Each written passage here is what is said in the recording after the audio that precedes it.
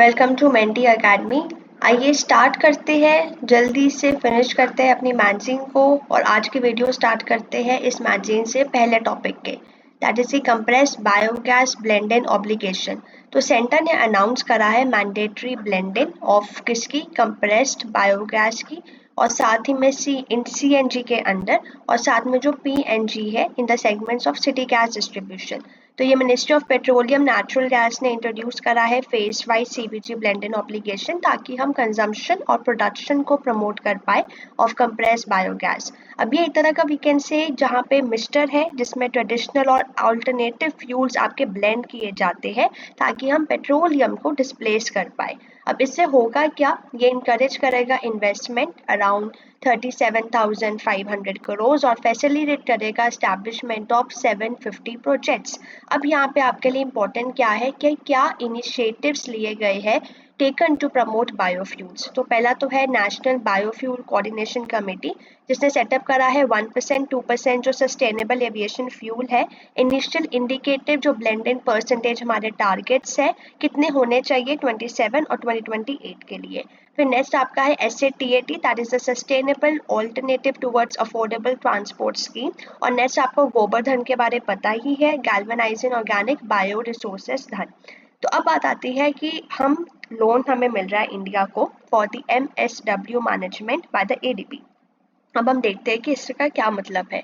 तो Asian development bank ने approve करा है $200 मिलियन लोन इंडिया को अपनी वेस्ट मैनेजमेंट और सैनिटेशन को इम्प्रूव करने के लिए।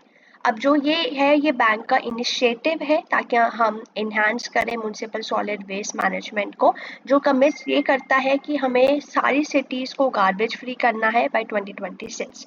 अब यहाँ पे आपको इम्पोर्टेंट ये देखना है पहले तो कि कौन कौन से और इनिशिएटिव्स लिए गए हैं। पहला है upgrade and establish waste management facility, जैसे कि बायोमिथनेशन प्लांट्स जो सेटअप किए जाते हैं। फिर build ULB capacity on waste management, awareness करवाना और साथ में एनुअल रिव्यूज कंडक्ट करवाना। अब नेक्स्ट है multi hazard early warning system. आपको बस इतना पता होनी चाहिए कि ये जो रिपोर्ट है वो आपकी वर्ल्ड मेट्रोलॉजिकल ऑर्गेनाइजेशन ने रिलीज करी है, बस आपको इतना पता होना चाहिए प्रीलिम्स के लिए। नेक्स्ट अब आपका आता है इनॉर ऑयल स्पिल, तो ये आपका मैपिंग के लिए भी इम्पोर्टेंट हो जाता है। तो यहाँ पे ऑयल स्पिल अकर हुआ है in the inner region of Chennai after cyclone induced flood. तो यहाँ पे आपको ये पता होना चाहिए कि ये रीजन कहाँ पर है, मैच द फॉलोइंग में आपसे पूछा जा सकता है। और साथ में एनवायरनमेंट के पर्सपेक्टिव से पता होना चाहिए कि बायो रेमेडिएशन जो टेक्नोलॉजी है वो किसके लिए यूज होती है। ये ऑलरेडी 2015 में भी क्वेश्चन पूछा गया था। तो आपको पता होना चाहिए कि ये ऑयल स्पिल्स के लिए होती है। और साथ में जो ऑयल जैपर है वो डेवलप करा था ट्राई ने। ये इको फ्रेंडली टेक्निक है बैक्टीरिया यूज करके कि हम ऑयल स्लजेस और ऑयल स्पिल से कैसे रिड ऑफ कर सकते हैं। और जो ऑयली वायरस है ये भी जॉइंटली डेवलप्ड है TRI और इंडियन ऑयल कॉर्पोरेशन के द्वारा, जिसमें क्या होता है it has an additional bacterial strain जिसका इफेक्टिव वीकेंड से ज़्यादा इफेक्टिव होता है अगेंस्ट स्लज और क्रूड ऑयल जिसमें हाई सल्फर कंटेंट होता है। नेक्स्ट आपका आता है रैट होल माइनिंग मेथड। तो अभी ये मेथड यूज किया गया था to rescue workers in Uttarkashi tunnel collapse. अब यहाँ पे रैट होल माइनिंग में क्या होता है कि आप इस तरह से नैरो पिट्स को डिग करते हैं ग्राउंड में, टिपिकली इतना कि आप ऑलमोस्ट 8% अंदर जाके we can say to descend और कोल एक्सट्रैक्ट कर सकता है। तो ये मोस्टली पूछा जा सकता है rat hole mine is prevalent in which state, तो ऑप्शन दे दिए जाएंगे। तो ये मेघालय में होती है बिकॉज ऑफ दी जो थिननेस है कोल की जो वहाँ पाई जाती है। अब हम नेक्स्ट देखते हैं कि अभी बैनिंग स्टेटस क्या है। नेशनल ग्रीन ट्रिब्यूनल ने बैन कर दी rat hole mining on the grounds of that is mean कि अनसाइंटिफिक है और ऑब्वियसली अनसेफ है वर्कर्स के लिए। लेकिन 2019 में सुप्रीम कोर्ट ने ये स्टेट करा कि अगर कोल माइनिंग को माइंस और मिनरल एक्ट के द्वारा की जाती है तो जो NGT है that is National green Tribunal, it will not be applicable. Next आता है मुलापेरियार डैम। तो सुप्रीम कोर्ट ने ऑर्डर करा है Survey of India to access जो केरला का मेगा पार्किंग प्रोजेक्ट आ रहा है नियर द मुलापेरियार डैम। तो आपको लोकेशन पता होनी चाहिए, आपको रिवर के बारे पता होनी चाहिए, और साथ में आपको ये पता होनी चाहिए कि वहाँ पे कौन कौन सी इसकी ट्रिब्यूटरीज है। तो ये आपके उस पर्पज से प्रीलिम्स के लिए इम्पोर्टेंट हो जाता है। डिस्प्यूट क्या चलता आ रहा है, क्या इंपॉर्टेंस है, ये आपके लिए इम्पोर्टेंट नहीं है। लेकिन हाँ, आपको एक बात दिमाग में ये भी रखना है सर्वे ऑफ इंडिया के बारे। तो ये एक नेशनल सर्वे और मैपिंग ऑर्गेनाइजेशन है, 1767 में डेवलप हुई थी और ये डिपार्टमेंट ऑफ साइंस और टेक्नोलॉजी के अंडर काम करती है। अब नेक्स्ट हम देखते हैं next topic, that is our social issues. तो emerging technology and caste identities in India. तो रिसेंटली हमें बहुत सारे कास्ट बेस्ड डिस्क्रिमिनेशन देखने को मिली है और वो भी इमर्ज होती कहाँ से आ रही है, टेक्नोलॉजी से और उनके रिप्रेजेंटेशन जो मार्जिनलाइज ग्रुप्स है इन द टेक वर्कफोर्स। तो यहाँ पे बात हुई है सोशल आइडेंटिटी और रोल ऑफ कास्ट क्या है इंडिया में। तो ये आपका मेंस के पर्सपेक्टिव से इम्पोर्टेंट हो जाता है और जिनका ऑप्शनल सोशियोलॉजी है उनके लिए भी ये बहुत ज़्यादा इंपॉर्टेंट है। और प्रीलिम्स के पॉइंट ऑफ व्यू से आज ही आप देखेंगे चैनल पे एक इमर्जिंग टेक्नोलॉजीज की वीडियो अपलोड हुई है जिसमें वेरियस टेक्नोलॉजीज के बारे आपको बताया गया है, प्लीज उसको जाके देखिए। उसमें से आपका एक question definitely would be asked in science and tech. Next अब आपका टॉपिक आता है sexual harassment of women at work place. तो जो एक्ट है आपका that is a prevention prohibition और रिड्रेसल का, दैट इज 2013 का एक्ट। तो ये इसने कंप्लीट करे हैं अपने 10 साल एंड ये आपको इंपॉर्टेंट पता होना चाहिए कि ये कंसिस्टेंट है with the Vishaka judgement. The act inspires to ensure women's right to work place equality free from sexual harassment.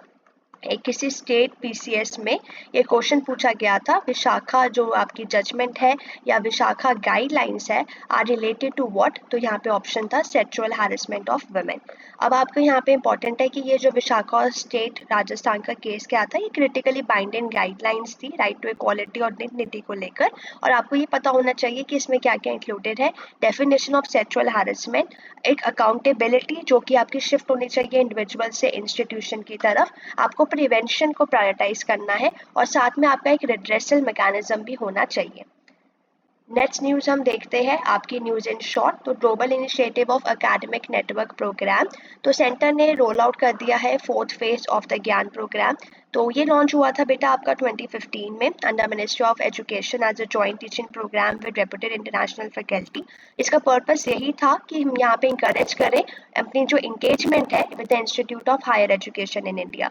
Eligibility में सारे गवर्नमेंट आते हैं, स्टेट, सेंट्रल, हायर एजुकेशनल, और जिनकी टॉप निर्फ में 200 में रैंकिंग है। बेनिफिट्स क्या है कि ये कनेक्ट करेंगे इंडिया के टॉप इंस्टीट्यूशन और सेंट्रल यूनिवर्सिटीज़ को ग्लोबल फैकल्टी के साथ। अब यहाँ पे इंपॉर्टेंट है कि जो कोर्स है अगर हमें अप्रूवल मिल जाता है तो किस तरह से होगा। एक तो 12 to 14 लेक्चर्स आवर होंगे और साथ में 24 to 28 लेक्चर आवर्स होंगे और जो कोर्सेज है वो आपका 10 दिन के लिए चलेगा but not less than 2 months. ये अलाउड है without any additional financial support. अब मेजर कोऑर्डिनेटर इसका जो है वो है आईआईटी खड़गपुर। यहाँ पे आपको बोल सकते हैं IIT Delhi is the nodal institution, तो आपको याद रखना है IIT Kharagpur is the nodal institution और जो नेशनल कोऑर्डिनेटर है। अब नेक्स्ट देखते हैं report on gender related killing. तो एक रिपोर्ट आई है जेंडर रिलेटेड किलिंग्स, वो जो पब्लिश की गई है by United Nations on office on drugs and crime. तो यहाँ पे आपके लिए बहुत ही इंपॉर्टेंट हो जाता है डेफिनेशन ऑफ द फेमिसाइड, जिसको हम डिफाइन करते हैं कि ये इंटरनेशनल इंटेंशनल किलिंग्स है जो कमिटेड होती है जेंडर रिलेटेड फैक्टर्स पे। इसमें इंक्लूड होती है मेन की आइडियोलॉजी, जो आगे साथ में प्रिविलेजेस है ओवर वेमेन और सोशल नॉर्म्स है, मैस्कुलिनिटी, पावर। तो इन सबको जो टर्म है वो अंडर कैटेगराइज करी गई है अंडर द फेमिसाइड। अब हम नेक्स्ट देखते हैं आपका scheme for providing drones to women. तो कैबिनेट ने अप्रूव कर दिया central sector scheme for providing drones to women self help group. तो यहाँ पे एम यही है कि 15,000 सिलेक्टेड वुमेन को हमने ड्रोन्स देने हैं ड्यूरिंग 23 से 24 एंड 25 से 26 for providing dental services to farmer for agriculture purposes. अब यहाँ पे सेल्फ हेल्प ग्रुप्स क्या होते हैं, 25 से वैकेंसी से 15 मेंबर सिमिलर इकोनॉमिक बैकग्राउंड के जो एक साथ अपने लिविंग कंडीशंस को इम्प्रूव करने के लिए आता है उनका ग्रुप। नेक्स्ट अब आपका न्यूज़ आती है report on national policy on child labour. तो पार्लियामेंट्री स्टैंडिंग कमेटी ने एक रिपोर्ट हाजिर की है national policy on child labour. Observation यही है कि हमें चाइल्ड लेबर को एलिमिनेट करना है। अब यहाँ पे क्या इम्पॉर्टेंट है, एक तो ये कि जो राइट ऑफ चिल्ड्रन है फ्री और कंपल्सरी एजुकेशन में, वो डिफाइन करता है act child as a person age between 6 to 14 years. और जो जुवेनाइल जस्टिस एक्ट है वो भी आपका डिफाइन करता है child as a person who has not completed 18 years of age। अब मेजर हॉटस्पॉट्स क्या है चाइल्ड लेबर या चाइल्ड ट्रैफिकिंग के, इमिग्रेंट्स जो आपके बंगाल, बांग्लादेश या ट्राइबल एरियाज ऑफ असम से आए हैं। अब नेक्स्ट आता है कि स्टेप्स हमने क्या लिए हैं चाइल्ड लेबर के अगेंस्ट। पहला तो आर्टिकल 24 डील करता है कि prohibition of employment of children in factories. India ने रेटिफाई करा है बोथ आईएलओ की कन्वेंशन चाइल्ड लेबर पे 138 और 182 2017 में, और नेशनल चाइल्ड लेबर प्रोजेक्ट भी है 1988 का, और साथ में पेंसिल प्लेटफॉर्म है इफेक्टिव एनफोर्समेंट के लिए फॉर नो चाइल्ड लेबर, जो कि आपका इस प्रोग्राम को सक्सेसफुल बनाता है। नेक्स्ट आपका है आंगनवाड़ी प्रोटोकॉल फॉर दिव्यांग चिल्ड्रन। तो मिनिस्ट्री ऑफ वुमेन और चाइल्ड डेवलपमेंट ने ये लॉन्च करा है। ये एक तरह का सोशल मॉडल है, मतलब कि इंक्लूसिव केयर अंडर पोषण अभियान, जहाँ पे आप पहले स्क्रीन करोगे, उनको कम्युनिटी इवेंट्स में इंक्लूड करोगे, उनको सपोर्ट दोगे, ताकि हम एक तरह का उनको as a part of community करवा पाए। अब ये आपकी यहाँ पे एक मैगजीन की मिस्टेक बताई गई है कि जो नवंबर की 2023 की मैगजीन थी, उसमें आपका एक आर्टिकल गलत है। तो जब हम नवंबर करेंगे तो आपको ये आई विल टेल यू। अब हम देखते हैं साइंस एंड टेक्नोलॉजी। तो space tech startups in India news में क्यों था। एक स्कीम है सीड फंड स्कीम, जिसमें सपोर्ट दिया जाता है स्टार्टअप्स को, ताकि वो डेवलप करें और स्केल अप करें अपने सॉल्यूशंस को अर्बन डेवलपमेंट और डिजास्टर मैनेजमेंट में यूजिंग स्पेस टेक्नोलॉजी। अब ये स्कीम क्या चीज़ है, इसका एम यही है कि हम स्पेस टेक्नोलॉजी को प्रमोट करें, जो इन स्पेस ने अनाउंस करी थी मार्च 2023 में। पर्पस यही है कि हम सपोर्ट दें, हम डेवलप करें इनोवेटिव स्पेस प्रोडक्ट और सर्विसेज जो क्वालिटी ऑफ लाइफ को इम्प्रूव करें। अब यहाँ सपोर्ट यहाँ पे हम कैसे दे सकते हैं, फंडिंग के थ्रू, मेंटरशिप के थ्रू, ट्रेनिंग और नेटवर्क अपॉर्चुनिटीज के थ्रू। सेक्टर्स कौन से कवर है, इन स्पेस अनाउंस करेगा अपॉर्चुनिटीज जो भी पीरियोडिकली निकलेगी। आइडियल एप्लीकेंट्स क्या है, इनके पास एक बिजनेस प्लान होना चाहिए, वेल डिफाइंड टारगेट मार्केट होनी चाहिए और डिटेल इम्प्लीमेंटेड स्ट्रैटेजी होनी चाहिए। अब इंडिया के और स्टार्टअप कौन कौन से हैं। पहला आपका है अग्निकुल कॉस्मोस। तो ये यहाँ पे क्या हुआ था कि हमने एक on demand orbital class rocket किया था, जो आपका कैरी करेगा 100 kg to low earth orbit. तो ये फर्स्ट कंपनी है इन कंट्री में एक एग्रीमेंट साइन किया इसरो के साथ।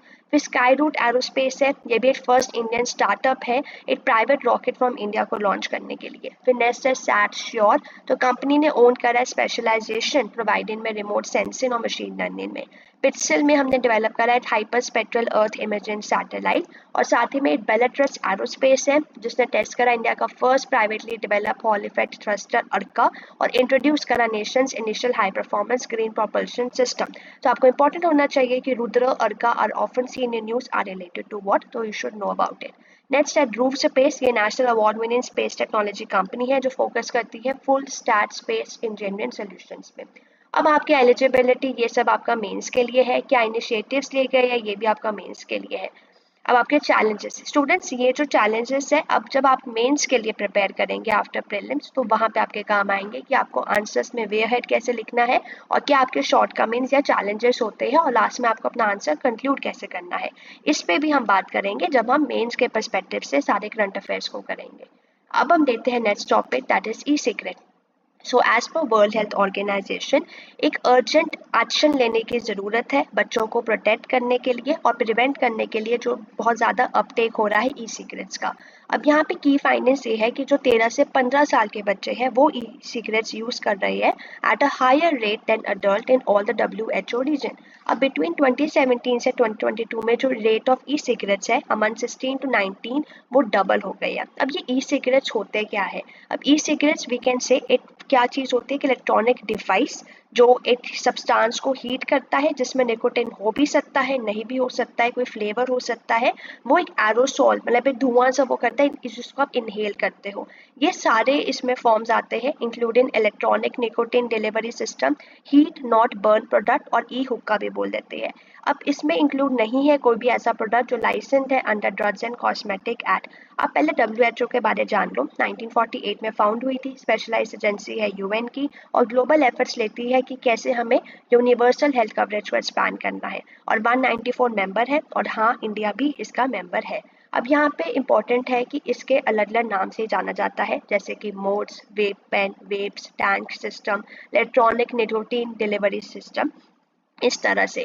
तो ये होता क्या है, एक एरोसोल मतलब एक धुआं सा ऐसा जो यूजर इनहेल करता है, वो कैसे बनता है, एक लिक्विड को हीट करके, जो लिक्विड में निकोटीन या कोई फ्लेवरेंस या कुछ और केमिकल्स होते हैं। अब ऑब्वियसली ये इसमें हार्मफुल सब्सटेंसेस पाए जाते हैं जैसे कि निकोटीन। फ्लेवरिंग के लिए भी यहाँ पे इसमें डाला जाता है वोलेटाइल ऑर्गेनिक कंपाउंड, और कैंसर कॉजिंग केमिकल्स होते हैं, और हैवी मेटल जैसे कि निकल, टिन और लेड होते हैं, जो आपकी सेहत पर बहुत ही बुरा असर करते हैं। नेक्स्ट आपका आता है ऑर्गन एंड टिश्यू ट्रांसप्लांटेशन। तो जो आपका नोटो है, that is national organ and tissue transplantation organisation, उन्होंने एक इंक्वायरी ऑर्डर करी है for cash for kidney racket. तो ये रैकेट अभी बहुत ही ज़्यादा चल रहा था। आइए देखते हैं, पहले तो देखते हैं कि ये ट्रांसप्लांटेशन किस तरह से होता है। तो ट्रांसप्लांटेशन एक सर्जिकल प्रोसीजर है जिसमें एक ग्रुप ऑफ टिश्यू आपका एक तरह से रिमूव करके दूसरे में आपका ट्रांसप्लांट किया जाएगा from one side to another in the same person. अब इसमें आपका kidney, liver, heart, lung, pancreas, intestine कुछ भी हो सकता है। टिश्यू में क्या क्या आता है, कॉर्निया जैसे आई का, स्किन का, बोन का, हार्ट और ब्लड वेसल्स का। अब ये ट्रांसप्लांट जो टिश्यूज का है वो सेम पर्सन में भी हो सकते हैं, तो हम उनको ऑटोग्राफ बोलते हैं, जैसे कि स्किन ग्राफ्ट। अब कंपैटिबिलिटी क्या होती है, वो आपकी देखी जाती है कि इम्यूनोलॉजिकल सिमिलैरिटी कितनी है डोनर और रेसिपिटेंट के बीच में। लीगल फ्रेमवर्क में यहाँ पे आपका ये सारा ट्रांसप्लांटेशन ऑफ ह्यूमन एक्ट है 1994 का, जो अलाउ करता है ऑर्गन डोनेशन। अब 2011 में इसका आपका जो है उसका अमेंड कर दिया गया था by transplantation of human organ और टिश्यू एक्ट। बाकी जो नेशनल ऑर्गन ट्रांसप्लांट प्रोग्राम है, ये एक सिस्टम है जो सारा ऑर्गेनाइज करता है आपका प्रोक्योरमेंट का। ये स्कीम एक्चुअली एक्सटेंड की गई थी फ्रॉम 21 टू 22 और नेक्स्ट 25 से 26। अब यहाँ पे देखते हैं कुछ फैक्ट्स की कौन डोनेट कर सकता है इंडिया में। तो कोई भी लिविंग डोनर जिसकी एज 18 से कम नहीं है वो डोनर बन सकता है। डिसीज डोनर में क्या होता है कि अगर सपोज अगर कोई डोनर 18 ईयर से कम है और कोई भी पेरेंट या कोई भी रिलेटिव या कोई भी जो भी उस टाइम पे एसेंशियल किसी से भी हमें जो मिल सकता है कंसेंट मिल जाता है, और फॉर अदर्स जिससे कंसेंट हमें कोई नियर रिलेटिव से हमें मिल जाए उस डिसीज बॉडी के। अब आता है कि कौन से ऑर्गन्स डोनेट किए जा सकते हैं, जैसे कि हमने देखा kidney, portion of pancreas, part of liver, a segment of a lung और part of the small bowel. अब इसके चैलेंजेस इन सब में आपको जानने की अभी ज़रूरत नहीं है प्रीलिम्स के लिए, बट हाँ ऑर्गेनाइजेशन के बारे में जानना ज़रूरी है कि नेशनल एपिड्स ऑर्गेनाइजेशन है under directorate general of health services. अब इसका ऑब्जेक्टिव क्या है कि फैसिलिटेट करना कोऑर्डिनेशन और एक नेटवर्क इन ऑर्गन ट्रांसप्लांटेशन एक्टिविटीज़ में। अब आपका इस आर्टिकल से क्वेश्चन कैसा पूछा जाएगा कि NOTTO is related to what, तो आपको ये पता होना चाहिए ये टिश्यू ट्रांसप्लांटेशन की बात हो रही है। अब हम देखेंगे न्यूज इन शॉर्ट। तो आपका पहला है डिसेंट्रलाइज्ड ऑटोनॉमस ऑर्गेनाइजेशन, डीएओ। ये एक तरह की ऑर्गेनाइजेशन है जो रूल्स, सेट ऑफ रूल्स के अकॉर्डिंग काम करती है, जिसमें एनकोड होते हैं आपके कंप्यूटर प्रोग्राम जिसको हम स्मार्ट कॉन्ट्रैक्ट भी बोलते हैं। ये डिजाइन किस तरह से होते हैं, सेल्फ गवर्निंग और सेल्फ सस्टेनिंग के थ्रू। इसको पावर किया जाता है ब्लॉकचेन टेक्नोलॉजी के थ्रू। अब ब्लॉकचेन क्या चीज़ है, ये एक तरह का से shared ledger, we can say ledger जिसमें आपके सारे ट्रांजैक्शंस रिकॉर्ड होते हैं एक बिजनेस नेटवर्क में। अब डिसेंट्रलाइज में क्या होता है कि जो डिसीजन मेकिंग है वो आपकी डेमोक्रेटिक प्रोसेस के थ्रू होती है, मतलब जो टोकन होल्डर्स है उनका डायरेक्ट से होता है। That means more equitable distribution होती है आपकी इसमें। अब नेक्स्ट हम देखते हैं GPI summit adopt new Delhi declaration. तो पहले तो हम बात करेंगे कि जो ग्लोबल पार्टनरशिप है आपकी आर्टिफिशियल इंटेलिजेंस पे, उसने अडॉप्ट करा है न्यू दिल्ली डिक्लेरेशन। अब न्यू दिल्ली डिक्लेरेशन क्या एम क्या है कि हम रिस्क को मिटिगेट करें। कौन से रिस्क को, जैसे कि आपका जो डेवलपमेंट और आपका जो डिप्लॉयमेंट ऑफ आर्टिफिशियल इंटेलिजेंस से आ रहा है। तो मैंने आपको, अगर आप हमारी हिंदू एनालिसिस फॉलो कर रहे हो तो उसमें हमने देखा था ब्लैचली डिक्लेरेशन जो साइन की गई थी यूके में, जो फोकस करती है एआई रिलेटेड रिस्क पे। तो ये इसका लिंक मैं आपको डिस्क्रिप्शन बॉक्स में दे दूंगी, इसकी हिंदू एनालिसिस जरूर देखना। ये आर्टिकल अभी रिसेंटली अपलोड हुआ था। तो यहाँ पे की हाइलाइट्स क्या है कि सपोर्ट देना एआई इनोवेशन को, फोकस करना कोलैबोरेशन पे और प्रमोट करना एक equitable access to critical resources. अब जो ये समिट है ये इस्टेब्लिश कहाँ हुआ था, ये जो है इंस्टीट्यूट वी कैन से जून 2020 में। 15 मेंबर्स थे इंक्लूडिंग इंडिया। ये मल्टी स्टेक होल्डर इनिशिएटिव है ग्लोबल एक्सपर्ट का जो एआई थ्योरी प्रैक्टिस में लेकर आता है। 29 मेंबर्स की अलायंस है और अभी जो 2024 में जो इंडिया है वो आपका लीड चेयर है। अब हम नेक्स्ट देखते हैं डार्क फाइबर। तो यहाँ पे बात हो रही है, पहले तो ये देखो डार्क फाइबर होता क्या है। ये एक ऑप्टिकल फाइबर होता है जो किसी एक्टिव इक्विपमेंट से कनेक्ट नहीं होता है, लेकिन इसका नाम डार्क क्यों रखा है कि कोई भी लाइट उसको क्रॉस नहीं कर सकती है। इवन जो ये फाइबर्स यूज करे जाते हैं इसको डार्क फाइबर बोला जाता है बिकॉज ये इंडिपेंडेंट होते हैं by of other network cable. अब इसके बेनिफिट्स क्या होते हैं, लो लेटेंसी और हाई सिक्योरिटी। आपको यही ऑप्शंस में दे देंगे, high latency and low security, so be very aware of it. Next आपका आता है environmental control life support system. तो ये आपका इसरो ने डेवलप करा है for Gaganyaan mission according to ISRO chairman. तो एक तरह का ये क्रूड स्पेस व्हीकल है जो सारी नेसेसरी कंडीशन प्रोवाइड करेगा ताकि हम लाइफ जो स्पेस में पॉसिबल कर पाए। तो सारे टास्क इसी को यहाँ पे सौंपे गए हैं। नेक्स्ट देखते हैं चंद्रयान-3 प्रोपल्शन मॉडल। तो इसरो ने सक्सेसफुली रिटर्न कर दिया है चंद्रयान-3 प्रोपल्शन जो आपका मॉड्यूल है, that is from lunar orbit to earth orbit. ये माइलस्टोन है इसरो के गोल का कि हम अपने मिशंस को फ्यूचर में भी लेकर आए, और ये first instance of bringing on object back from lunar orbit. Next आपका है सेलम कॉन्टैक्ट बाइनरी सैटेलाइट। तो एक इंटरनेशनल एस्ट्रोनॉमिकल यूनियन ने नाम करा है सैटेलाइट का, that is initiate as a solemn mean in peace. तो ये डिस्कवर किया गया था बाय नासा लूसी मिशन, और जो सेलम है ये first contact binary satellite ever observed है। नेक्स्ट आपका आता है सब नेपट्यून। तो एक तरह का जो 6 सब नेपट्यून प्लैनेट्स है वो आपके डिस्कवर और फाउंड हुए थे रेयर कंडीशन में, जिसको आप ऑर्बिटल रेजोनेंस बोलते हैं। तो ऑर्बिटल रेजोनेंस क्या होता है, जब आपके ऑर्बिटिन जो ऑब्जेक्ट्स है वो आपके ऑर्बिट करते हैं सिंपल न्यूमेरिकल रेशियो में, और वो सेम पैटर्न रिपीट जब करते हैं तो उसको हम बोलते हैं ऑर्बिटल रेजोनेंस। अब नेक्स्ट हम देते हैं comet P12 Pond's B book. तो यहाँ पे बात हुई है कि जो एस्ट्रोनॉमर्स है उन्होंने फोटोग्राफ करा है एक एनिमेटेड कॉमेट P12 का from Indian astronomical observatory in handle Ladakh using the Himalayan Chandra telescope. अब देखते हैं कि WHO that is the global clinical trials forum. तो ये आपका फर्स्ट अभी ये हुआ था, तो वेरी इंपॉर्टेंट हो जाता है हमारे एग्जाम के लिए। ऑब्जेक्टिव्स क्या है कि जॉइंट विजन बनाया कि क्लिनिकल रिसर्च कैपेबिलिटीज को हम कैसे डेवलप करें और कैसे हम अपडेट भी दे सकते हैं क्लिनिकल रिसर्च कैपेबिलिटीज पे। नेक्स्ट आपका आता है कोडस एलिमेंटरिस कमीशन। तो आपका CAC that means Codex Alimentarius Commission approve कर दिया है इंडिया का फर्स्ट प्रपोजल ग्लोबल स्टैंडर्ड का मिलेट्स के ऊपर, जिसमें आपका फिंगर मिलेट, बानियान millet, kodo, proso, little millet को ग्रुप स्टैंडर्ड्स में डिवाइड कर दिया गया है। फसाइन ने भी अपने ग्रुप स्टैंडर्ड सेट कर दिए हैं जिसमें 8 क्वालिटी पैरामीटर है, जैसे मॉइस्चर, यूरिक एसिड कितना होना चाहिए 15 टाइप ऑफ मिलेट्स के लिए। तो ये आपका इंपॉर्टेंट है। अब आपको यहाँ ये भी जानना चाहिए ज्योग्राफी के पर्सपेक्टिव से कि मिलेट्स ग्रेन क्या होते हैं, जो वार्म वेदर सीरियल्स होते हैं जो ग्रास फैमिली को बिलोंग करते हैं। न्यूट्री सीरियल्स भी बोलते हैं क्योंकि मोस्ट ऑफ द जो ह्यूमन बॉडी के न्यूट्रिएंट्स है ये प्रोवाइड करते हैं। नेक्स्ट आपका आता है बायोटेक्नोलॉजी रिसर्च इनोवेशन काउंसिल। तो रिसेंटली अभी union minister of state for science and technology ने एड्रेस करी first ever meeting of the BRIC society. तो ये एक एपिट सोसाइटी है जो फॉर्म आपकी हुई थी आफ्टर द रैशनलाइजेशन ऑफ की ऑटोनॉमस इंस्टीट्यूशन। अब इसका एम क्या है कि हमें सेंट्रलाइज और यूनिफाइड गवर्नेंस को अचीव करना है। नेक्स्ट आता है US ने अप्रूव करा है first CRISPR based gene therapies. अगर आप UPSC की तैयारी कर रहे हैं तो आपको पता होगा कि ये टॉपिक कितना ज़्यादा इम्पोर्टेंट है। हर साल कितनी बार ये क्वेश्चंस रिपीट हुए हैं, तो ऐसे क्वेश्चंस को प्लीज़ आप स्टूडेंट्स गलती से भी गलत नहीं करना है। तो पहला यहाँ पे बात है कि US अप्रूव जो फर्स्ट आपकी जीन थेरेपी है वो अप्रूव कर दी गई है to treat patients with the sickle cell disease. तो यहाँ पे अब आपको ये जानना है कि फर्स्ट सेल, अब आपका जैसे पिछली बार पूछा था CRISPR-9 के बारे, इस बार पूछ सकते हैं कि कैसकेवी ओलिफिनियम ये आपकी क्या चीज़ है, ये आपकी first cell based gene therapies है। नेक्स्ट आपका आयुष्मान अयोध्या मंदिर। तो सेंटर ने डिसाइड करा है कि हम रीनेम करेंगे जो आपकी आयुष्मान भारत हेल्थ और वेलनेस सेंटर है as the arm with the tagline of आयुर्गम प्रणाम धनम। दैट मीन्स अंडर ये लॉन्च होगा आयुष्मान भारत प्रोग्राम के अंडर 2018 ओवर जो हम कवर करते हैं 1.6 लाख सेंटर्स इन द कंट्री। तो यहाँ पे हमारा क्या है कि हम सर्विसेज दे टू बियॉन्ड मेटर्नल और हेल्थ चाइल्ड केयर सर्विसेज के भी अलावा। नेक्स्ट आपका आता है आरोग्य मैत्री एंड क्यूब। तो वर्ल्ड का फर्स्ट पोर्टेबल हॉस्पिटल आरोग्य मैत्री अभी अनवील हुआ है गुरुग्राम में। ये एक modular trauma management aid system है जो आपका मास कैजुअलिटी इंसिडेंट्स में रैपिड डिप्लॉयमेंट करवाई जाए उस कैंप के लिए हुआ है। इसमें 72 डिटैचेबल मिनी क्यूब्स है जिसमें हर स्पेशलाइज्ड है। ये क्यूब्स बहुत ही लाइट और पोर्टेबल है जो रैपिडली डिप्लॉय हो सकते हैं कहीं से भी, that means from air drop to ground transportation.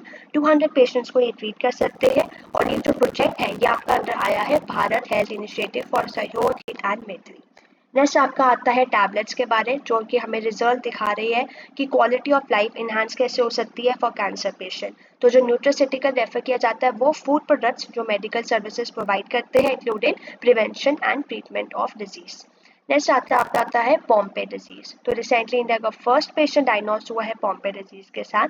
ये एक बड़ी इनहेरिटेड रेयर डिसऑर्डर है जो कि ऑलमोस्ट वी कैन से 1 चाइल्ड पर मिलियन इफेक्ट होता है। तो it is caused by deficiency of enzyme. कौन सा enzyme? Acid alpha glucosidase which breaks down complex sugar in the body.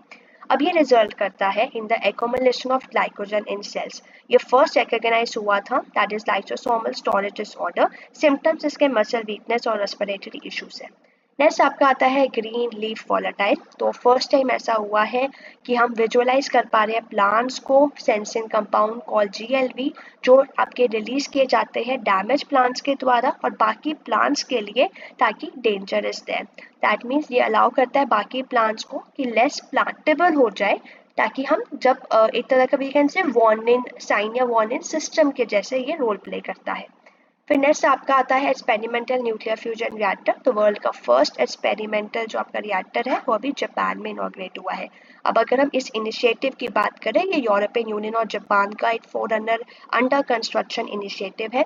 और न्यूक्लियर फ्यूजन क्या होता है? जब आपके दो या लाइट दोनों फ्यूज करके एक हैवी न्यूक्लियस बनाते हैं, उसको हम बोलते हैं आपका फ्यूजन प्रोसेस हो रहा है। और फ्यूजन में क्या होता है? फ्यूजन में आपका एक जो दो में आपका डिवाइड होता है, दैट मीन्स एटम स्प्लिट होते हैं लाइटर एलिमेंट्स में और एनर्जी रिलीज होती है।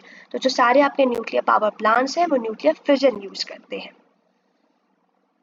नेक्स्ट आपका आता है एंथ रोबोट्स। तो साइंटिस्ट ने डेवलप करा एंथ्रो रोबोट। ये टाइनी रोबोट्स है जो ह्यूमन सेल्स के बने होते हैं, जो रिपेयर करते हैं डैमेज न्यूरल टिश्यू को। ये आपका ट्रेट हो सकता है from adult human cell without genetic modification, और ये fuse together we can say it can form a super bot. अब जो डेवलपमेंट है वो आपकी रिप्रेजेंट करती है significant advancement in regenerative medicine. अब आता है हाइड्रोजन फॉर हेरिटेज स्कीम। तो इंडिया ने प्रपोज करा है कि इनवाइट करा जाए ग्लोबल फर्म्स को जो manufacture hydrogen trains for implementing the hydrogen for heritage scheme. तो ये 23 से 24 के बजट में अनाउंस हुई है। अंडर रेलवेज यहाँ पे बात हो रही है कि 35 हाइड्रोजन ट्रेन्स को रन करवाया जाए, और साथ ही में यहाँ पे बात हो रही है कि जो हाइड्रोजन फ्यूल है वो किस तरह केमिकल एनर्जी का यूज करके इलेक्ट्रिसिटी को प्रोड्यूस करेंगे। एंड ऑब्वियसली बेनिफिट इसका है ग्रीन ट्रांसपोर्टेशन टेक्नोलॉजी और zero carbon emission goal. Next आपका आता है ओला ने रिसेंटली रिलीज करी है Krutrim, that is a language model जो स्पेसिफिकली इंडियन लैंग्वेजेस का है। दैट मीन्स 22 इंडियन लैंग्वेजेस है जो जनरेट कर सकता है कंटेंट इन अबाउट 10। तो अबाउट LLM क्या होता है? ये डीप लर्निंग एल्गोरिथम्स होते हैं जो रिकॉग्नाइज, समराइज, ट्रांसलेट, प्रेडिक्ट कर सकते हैं यूजिंग लार्ज डेटा सेट। तो इनको हम न्यूरल नेटवर्क भी बोला जाता है, जो इंस्पायर्ड है बाय ह्यूमन ब्रेन्स, जिस तरह से कैसे नेटवर्किंग हमारे ब्रेन में होती है। तो फेमस आपके सामने है ओपन AI, चैट GPT और गूगल का जेमिनाई। तो ये आपके साइंस एंड टेक का था। अब हम नेक्स्ट वीडियो में आपकी ये मैगजीन ऑलमोस्ट अब ये ख़त्म ही होने को आ गई है।